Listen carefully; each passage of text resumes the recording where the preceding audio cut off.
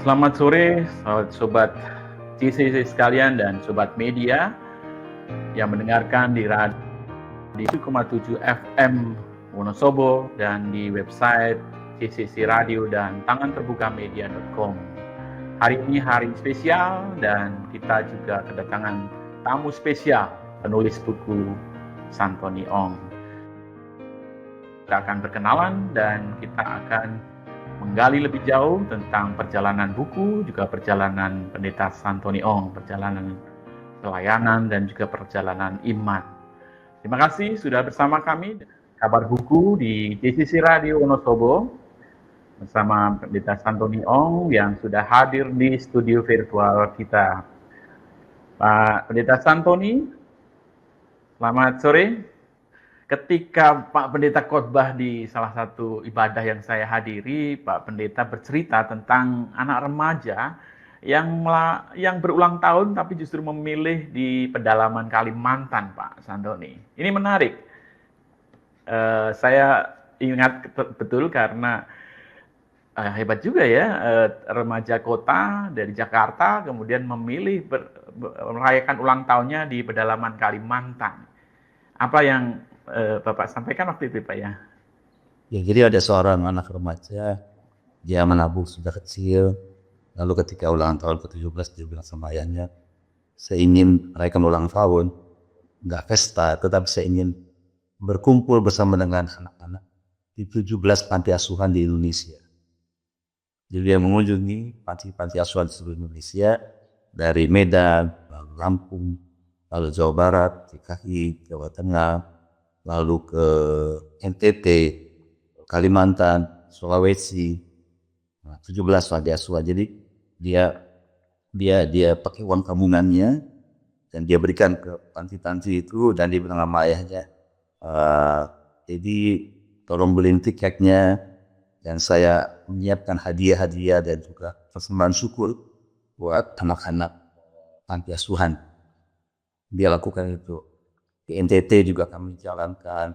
Ada banyak sekali peristiwa-peristiwa penting yang mengharukan terjadi ketika ulang tahun itu. Jogja juga kami datang ke Jogja. Jogja itu yang terjadi bagaimana. Misalnya kalau PDMTP kami mengunjungi panti asuhan yang terkena badai di bukit di kota Kupang.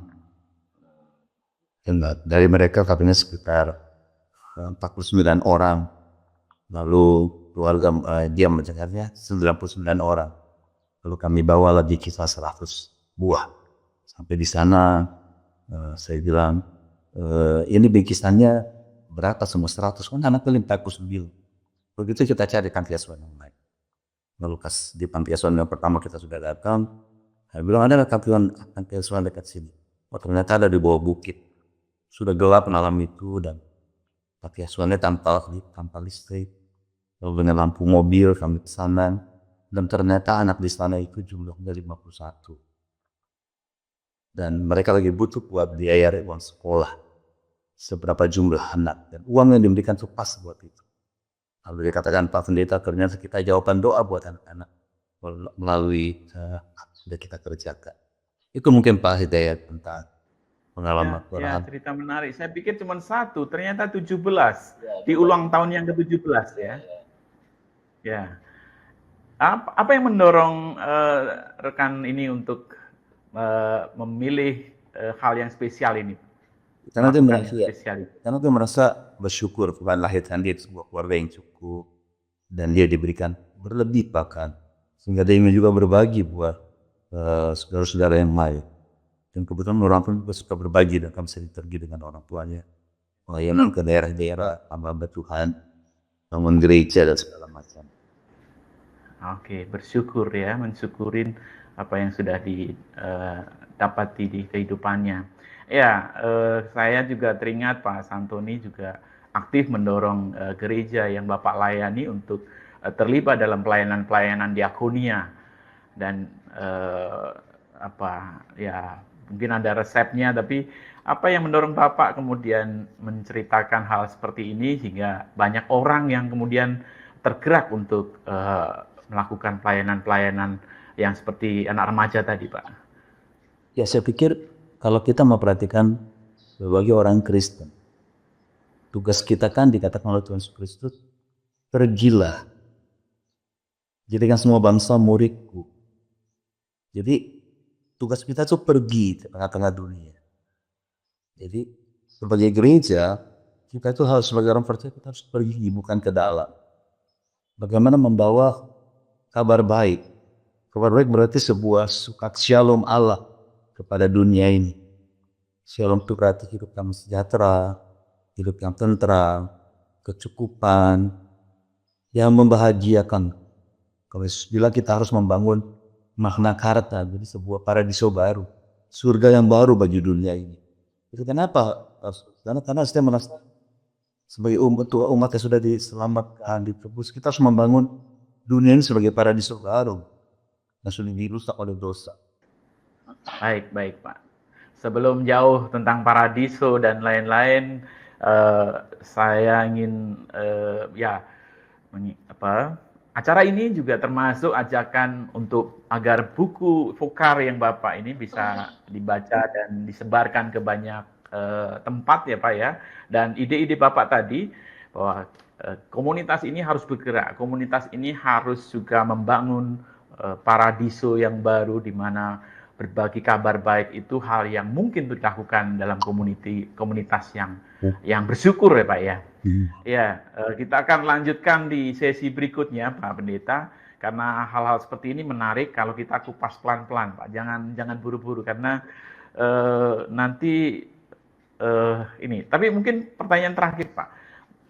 Buku yang Bapak tulis ini sebetulnya hadirnya bisa banyak cerita nih Pak. Kalau menurut Pak Santoni, apa yang belum dilakukan sehingga buku ini bisa menjadi semakin tidak hanya menjadi kado emeritasi Pak Santoni?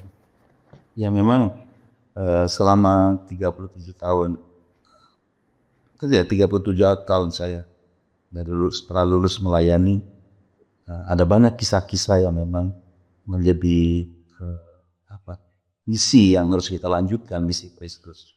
Nah, buku ini lebih sebagai refleksi yang awal untuk ke depan setelah emeritus kita harus membangun sekarang tren karir kedua untuk bisa berbagi banyak pengalaman ke banyak orang, kisah-kisah yang menarik ketika saya melayani di seluruh Indonesia.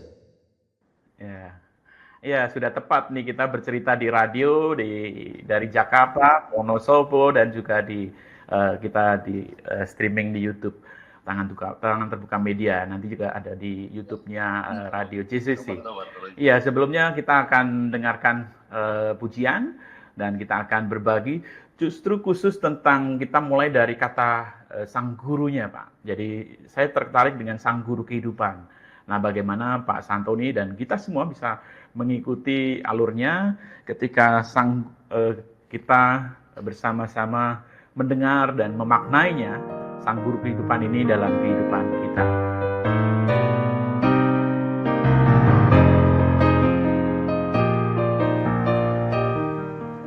Ya, 107,7 JCC Radio Wonosobo dan disiarkan juga di live di website JCC Radio dan tanganterbukamedia.com.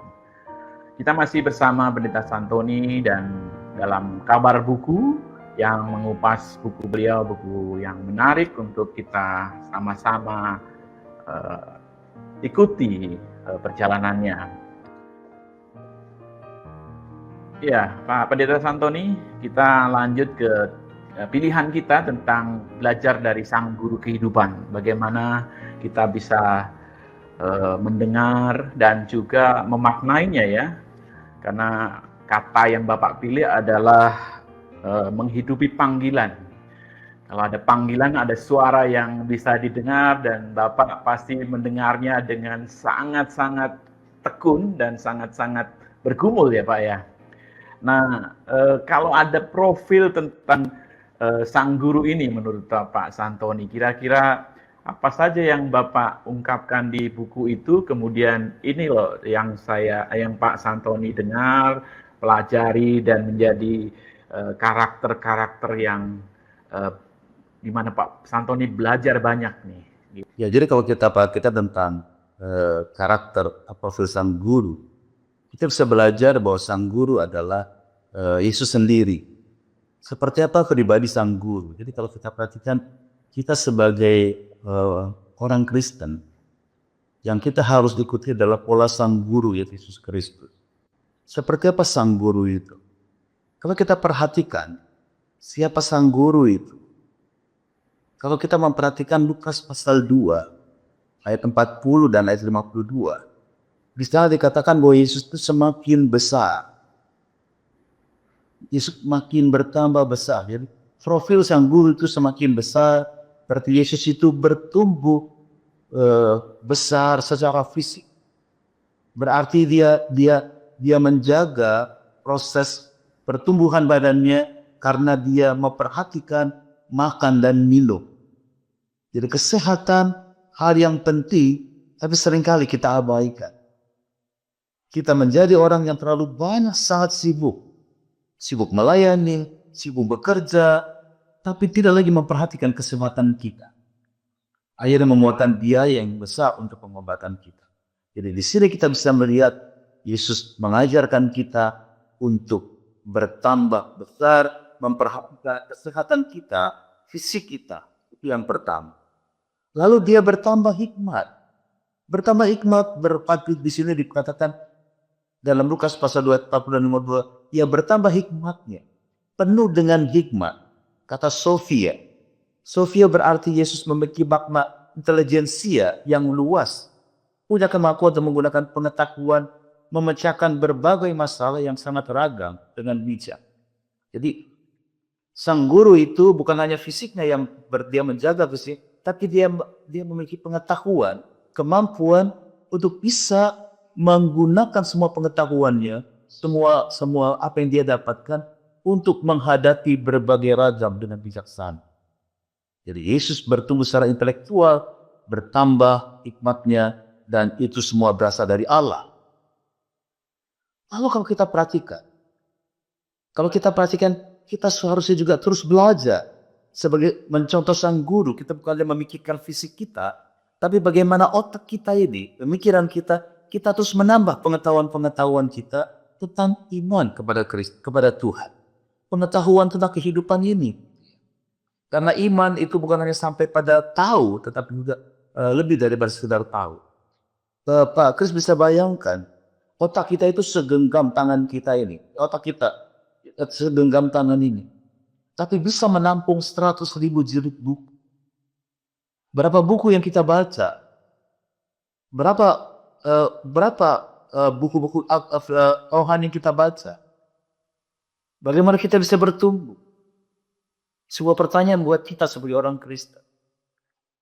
Lalu Yesus dikatakan juga ditambah dikasih Allah. Kehidupan rohani Yesus sangat baik. Semakin dikasih oleh Allah. Jadi Allah mengasihi manusia, tapi secara khusus Allah mengasihi anaknya. Kenapa dia dikasih oleh Allah?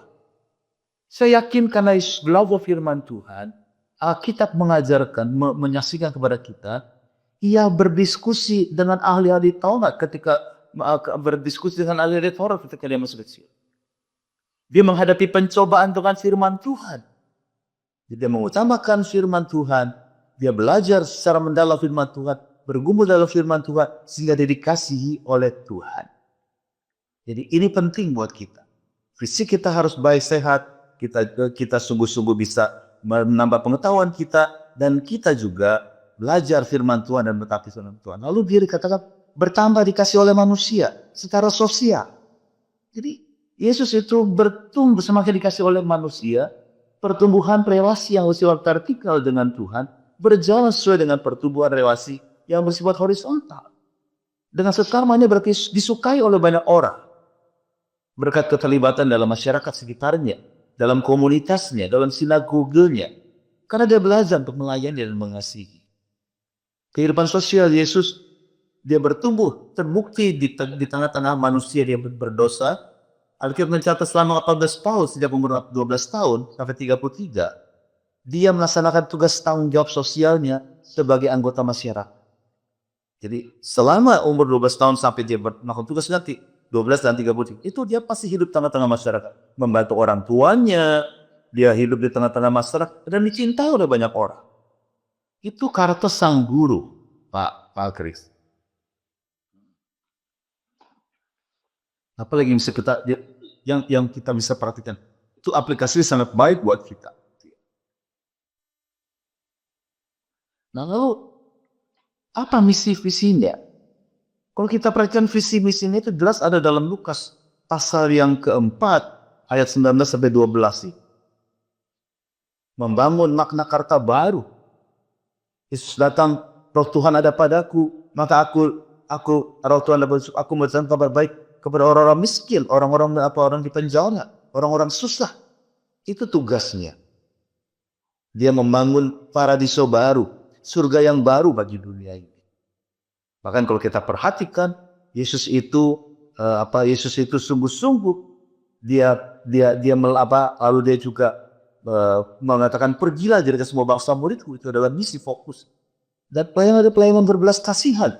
Kalau kita memperhatikan Yohanes 13 ayat 17, dia melayani dengan sungguh-sungguh, mau membasuh kaki murid-muridnya. Dia mau melayani dengan kesungguhan. Dia memberikan keadaan tanpa bersungut-sungut, tanpa mengeluh. Semua orang dilayani oleh Yesus. Itu yang bisa kita perhatikan, bagaimana Yesus melakukan tugas panggilannya kepada dunia ini dengan rela berkorban dan memberi, dan dia punya karakter dengan penuh hikmat, dia suka oleh banyak orang dan sebagainya. Itu mungkin Pak Kris sementara. Ya, nah ini berkaitan dengan tidak banyak barangkali yang sampai ke gerakan diakonia yang dilakukan oleh jemaat ataupun umat yang benar-benar punya karakter seperti ini. Menurut Pak Santoni, apa yang bisa kita sampaikan melalui media ini atau nanti buku ini sebetulnya mengemas pesan apa, Pak? Jadi pesan kepada pesan yang mau dikatakan adalah kita ini adalah umat Kristen yang sudah diselamatkan. Nah, bagaimana kita merespon keselamatan itu? Makanya buku ini ada 3 sub. Yang pertama itu bagaimana gereja itu bersekutu. Apa yang bersekutu? Kita berhimpun, kita beribadah, kita bersama-sama. Untuk apa? Untuk dibawa keluar ke tengah-tengah dunia ini. Misalnya, saya mengatakan di sini dalam kitab Yesaya pasal 6 ayat 1 sampai 8 diceritakan bahwa ketika umat berjumpa dengan Tuhan, maka Tuhan itu mengampuni dan menguduskan umat untuk diutus ke tengah-tengah dunia. Jadi, setiap kita adalah umat yang telah diselamatkan dan diutus ke tengah-tengah dunia. Sehingga kita berhimpun bersama sebagai gereja yang hidup rukun, yang hidup damai. Untuk apa? Untuk membawa berkat bagi dunia ini. Setelah itu kita harus menghidupi Injil. Berkat itu ya Injil Tuhan untuk mengubah kehidupan di dunia ini. Itu yang harus kita lakukan. Nah, itu sebabnya setelah gereja itu yang berhimpun bersama, yang sudah belajar, itu harus bagaimana proses belajarnya supaya gereja bisa menjadi gereja yang berhimpun, diselamatkan dan diutus. Maka gereja harus memuridkan jemaat. Sekarang kita tanya, apa bedanya orang Kristen dengan murid? Ini hal penting sebagai gereja. Kita seringkali tidak memuridkan umat. Zaman dulu, murid itu berarti ada 5 kriteria ketika semua orang mengatakan, oh dia muridnya Yesus, dia muridnya Yohanes. Kata murid di zaman Yesus itu adalah, pertama-tama ada 5 kriteria, dia setia sampai mati dengan gurunya. Kita tahu ketika Yohanes Pembaptis muridnya pengen ikut dia katakan, kamu lebih baik ikut Yesus karena saya akan mengalami kematian. Baru dia pergi, jadi dia akan setia sama gurunya apapun yang terjadi sama gurunya. Yang kedua, dia akan mempelajari, mendalami, melakukan kata-kata gurunya. Setelah itu dia akan meneladani pelayanan gurunya. Setelah itu dia akan mengimitasikan karakter gurunya. Setelah itu dia akan memuridkan banyak orang menjadi murid Tuhan. Ini yang harus ada dalam diri orang Kristen sebagai murid. Jadi bagaimana gereja memuridkan jemaat bukan hanya orang Kristen. Orang Kristen belum tentu murid. Murid pasti orang Kristen. Dia akan setia apapun yang terjadi sama Tuhan. Dia akan belajar firman Tuhan. Melakukan firman Tuhan. Dia akan melayani seperti Kristus. Yang rela berkorban dan memberi. Dia akan mengimitasikan karakter Kristus. Kristus muncul dalam dirinya menjadi saksi terang di tengah-tengah dunia.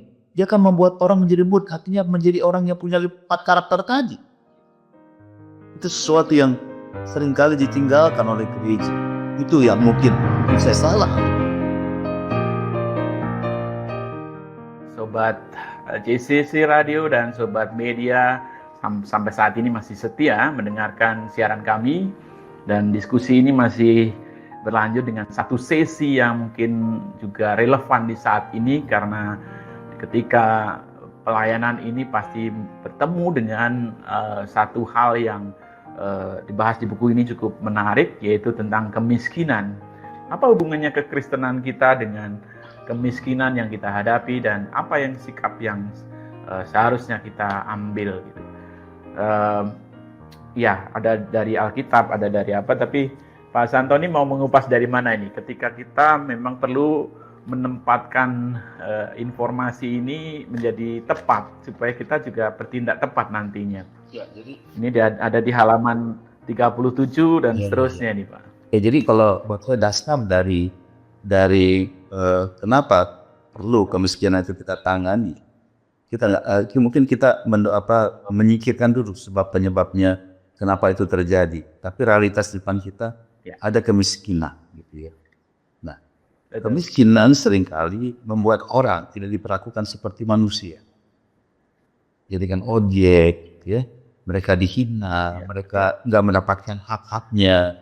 Mungkin mereka tidak dapat hak-hak sebagai warga negara. Mereka dilecehkan, mereka minta-minta. Jadi itu seperti martabatnya direndahkan. Jadi upaya kita adalah bagaimana memanusiakan manusia. Jadi bagaimana kita bisa membawa setiap orang itu menjadi manusia yang Tuhan kehendaki, yang baik adanya. Mereka semua gambar Allah, citra Allah. Itu yang kita coba perjuangkan.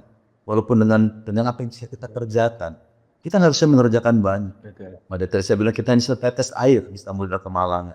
Jadi itu dasarnya. Bagaimana kita berupaya memanusiakan manusia. Seperti dikatakan dalam Alkitab sendiri. Orang miskin dalam Alkitab tentu di sana digambarkan soal situasi yang rendah, tertindas, kemalangan ekonomi, kelemahan fisik, cacat, keterbelakangan sosial, yatim piatu, orang lemah. Perjanjian Baru juga kembali sama menegaskan mereka adalah orang miskin itu kalau di atap topos itu berarti orang yang tidak punya pekerjaan, orang yang buta, miskin. Jadi yang tidak punya masa depan sama sekali. Mungkin kondisi mungkin bisa penyebab dia, tapi juga bisa karena dia sakit dan segala macam. Nah, Tuhan sangat solider terhadap orang miskin. Misalnya kalau kita perhatikan dia peristiwa Keluaran, bagaimana keberpihakan Tuhan kepada orang miskin. Lalu bagaimana pasca Keluaran kita bisa melihat solidaritas Tuhan kepada orang miskin. Terutama dalam Lukas 4 ayat 18 sampai 19. Di sana bicara tentang program hidup atau tugas pengutusan Yesus yang terarah kepada orang miskin. Roh Tuhan ada padaku karena Dia telah mengurapi aku untuk menyampaikan kabar baik kepada orang miskin, mengurus aku memberitakan pembebasan pada orang tawanan dan seterusnya. Jadi menyampaikan kabar baik berarti kabar sukacita. Kabar itu berarti shalom Allah.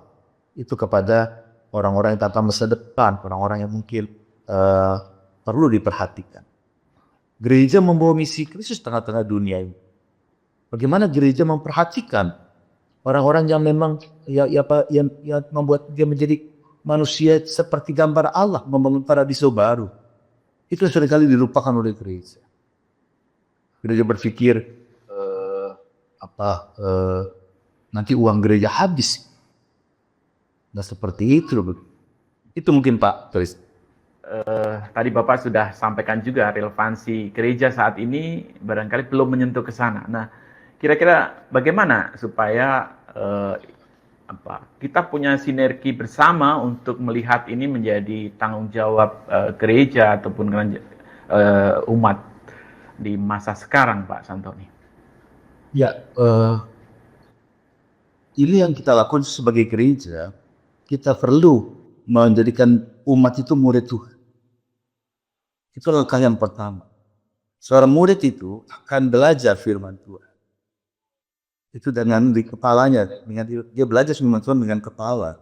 Lalu turun ke hati, firman Tuhan itu menyentuh hatinya.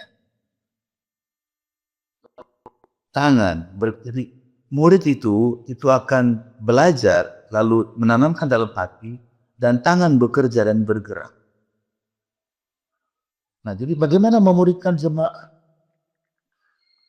Jadi bagaimana kita bisa jemaat itu belajar firman Tuhan dengan sungguh-sungguh? Jadi kalau pemuridan itu berarti begitu. Prinsip pemuridan itu adalah intensional, intensif belajar firman Tuhan. Setelah itu life sharing, berbagi kehidupan. Setelah itu misional, bermisi. Jadi selalu setiap proses pembelajaran pemuridan itu dia akan belajar dengan intensif, belajar bersama tentang firman Tuhan, tentang kehidupan di dunia ini. Lalu life share, berbagi kehidupan. Lalu kita bermisi. Misalnya dulu kami punya kelompok kecil, saya punya kelompok kecil, kami berdiskusi tentang realitas kemiskinan. Lalu kami bertemu dengan satu kasus di suku anak dalam Jambi. Lalu kami pergi ke sana kelompok ini. Kami tinjau di sana dan segala macam. Lalu kami utarakan kepada gereja untuk program ini. Dan lalu kami pelajari, lalu menyentuh hati kami, lalu kami bergerak. Dan kami sekarang punya perumahan suku anak dalam Jambi. Pelayanan di sana, kami bangun sekolah di sana. Nah, itu salah satu bentuk yang bisa kita kerjakan sebagai gereja dan sebagai orang percaya. Iya, menarik karena menjadi proses yang membuktikan tadi apa yang kita imani, kita hayati di kepala, lalu bagaimana kepedulian itu muncul dan juga gerak bersama. Ini di Tangan Terbuka Media kami merumuskan menjadi memperbaharui, mencerdaskan, dan menggerakkan. Ini kabar buku-buku yang seperti ini tentu kami dukung dan makanya kita perlu belajar banyak dengan Pak Santoni dari bukunya supaya buku ini dicetak ulang nih Pak. Artinya lebih banyak lagi yang bisa kita sharingkan. Di 7,7 FM ICC Radio di Wonosobo dan siaran live streaming di YouTube Tangan Terbuka Media. Ya, kita sudah sampai di segmen terakhir dari acara kita di 1 jam kabar buku bersama Pendeta Santoni, penulis buku Vokare Menghidupi Panggilan Sang Guru. Ya, menarik Pak Santoni karena sebagian ini ada juga catatan-catatan khotbah Pak Pendeta yang tentu saja menjadi bukti apa yang Bapak saring, hidupi, dan juga sekarang menjadi bagian yang dibagikan melalui buku. Jadi untuk membangun semuanya itu, gereja kan harus berhimpun. Kalau saya mengangkat ini dalam satu tulisan tentang berhimpun, khotbah yang saya sampaikan, dikatakan dalam Injil, dalam kitab Yesaya, pasal 6 ayat 1-8, apa artinya ibadah buat kita? Apakah sekedar kebiasaan kita beribadah selesai ibadah kita pulang? Apa yang dikatakan Yesaya tentang ibadah menurut Yesaya pasal 6 ayat 1-8? Ibadah itu sebenarnya adalah pertama-tama umat berjumpa dengan Tuhan. Jadi umat berjumpa dengan Tuhan. Jadi Yesaya mengalami perjumpaan dengan Tuhan dan perjumpaan itu mentransformasi hidupnya. Ketika dia melihat Tuhan duduk di atas takhta yang tinggi, menjulang jubah wangi bait suci. Allah mengatakan dia adalah Tuhan semesta alam.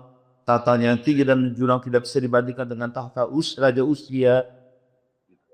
Lalu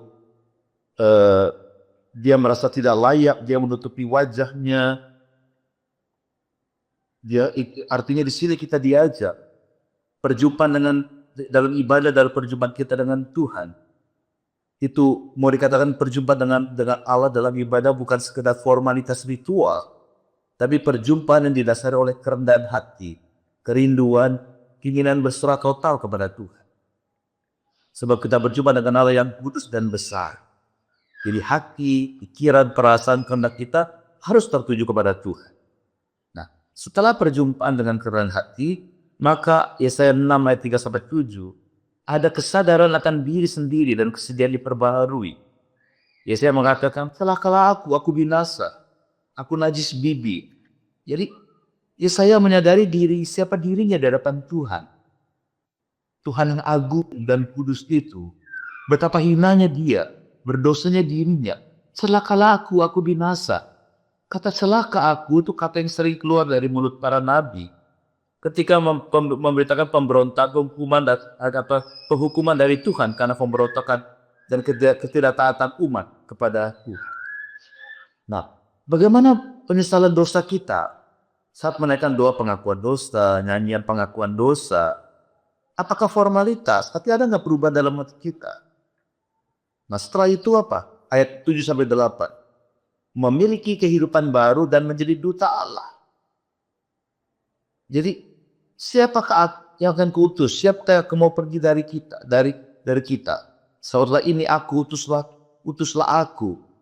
Jadi di tengah-tengah penyesalan dan kehancurannya, Tuhan mengambil inisiatif, memerintahkan serafim untuk mengambil bara panas dari mesbah, disentuhkan pada bibir Yesaya.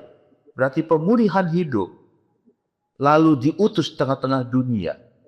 Tanpa ragu dan berbantah, ini aku, utuslah aku. Jadi saya menunjukkan siap menjadi utusan Tuhan. Jadi ibadah kita artinya kita berjumpa dengan Tuhan.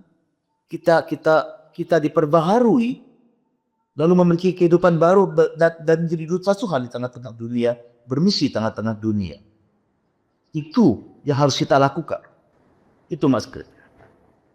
Iya, menarik sekali. Dan kalau sudah sampai kata diutus, ini sudah dalam ibadah sudah sampai ke pengutusan ini. Karena bagaimana kita menyimpulkan semua yang kita terima, kita dengar hari ini menjadi sesuatu yang kita terima. Dan itu hanya karena Tuhan, ketika Tuhan sendiri justru berinisiatif ya. Terima kasih Pak Santoni, kita sudah sampai ke akhir dari perjumpaan kita, dan saya berharap ini ada kelanjutannya supaya banyak hal yang masih bisa kita kupas, kita bagikan, dan juga menjadi satu gerakan komunitas yang menghidupi, ya, seperti yang Bapak tulis menjadi judul buku ini, menghidupi panggilan Sang Guru. Dan terima kasih juga kepada Sobat JCC Radio dan Sobat Media yang sudah mengikuti siaran kami. Terima kasih, dan apabila berkeinginan untuk memiliki buku ini bisa nanti mengirimkan pesan ke 0813 133 0950. Sekali lagi 0813 133 0950 di admin Tangan Terbuka Media nanti akan follow up. Dan terima kasih Pak Santoni, kita akan lanjutkan di lain waktu untuk pembicaraan kita yang menarik hari ini, dan saya belajar banyak dan tentu saja sukacita. Kita berharap semuanya mendapat berkat dari acara kita, dan kita akan akhiri teman kita, dan terima kasih. Tuhan Yesus memberkati, dan sampai berjumpa di kabar buku berikutnya. Bangun Jiwa via Media.